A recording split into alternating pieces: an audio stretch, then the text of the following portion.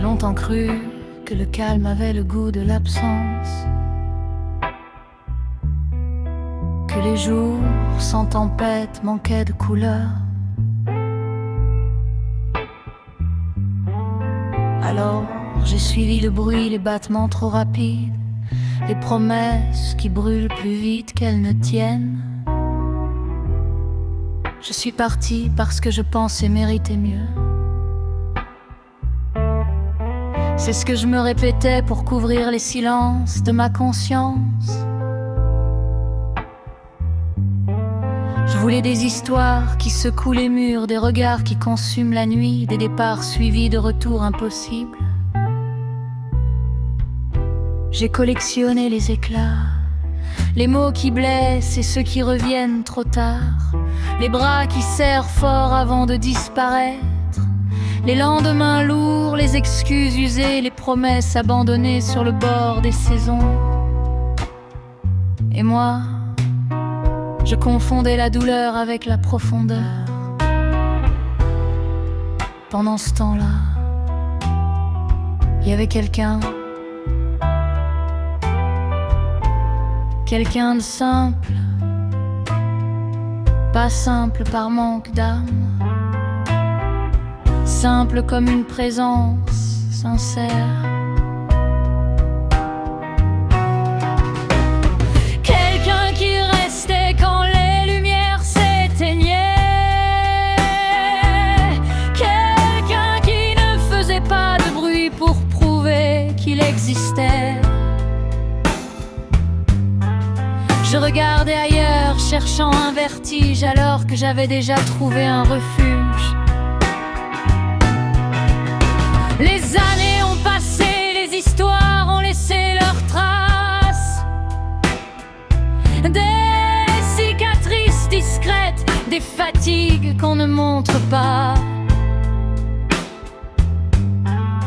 Puis un matin, sans prévenir, j'ai compris. Ce que j'appelais l'ennui n'était pas de l'ennui, c'était la paix, la vraie, celle qui ne demande aucun effort, celle qui ne teste pas ton cœur à chaque lever du jour, celle qui n'a rien à prouver. J'avais tout confondu, le chaos me semblait vivant, la douceur me semblait ordinaire, alors c'était l'inverse.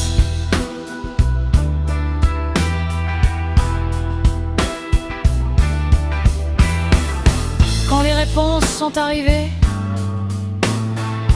il était déjà loin. Pas par colère, pas par vengeance, juste parce que le temps continue sa route même quand on comprend enfin. Et cette vérité-là, elle pèse parfois plus lourd que tous les regrets.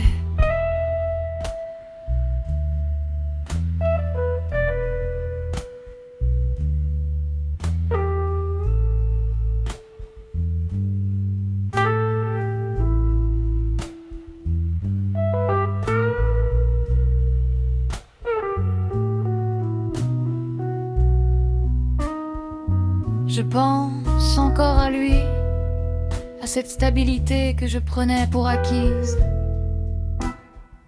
à cette main tendue que je croyais pouvoir retrouver plus tard. Aujourd'hui, je sais reconnaître la différence entre une tempête et une maison. Je sais que certains amours ne crient jamais, ils restent simplement là. Et c'est souvent après leur départ qu'on mesure la chaleur qu'ils portaient.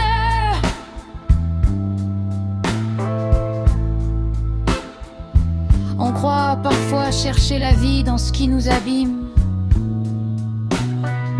puis un jour on regarde derrière soi et l'on comprend que la plus belle chose qu'on ait perdue n'était pas l'excitation,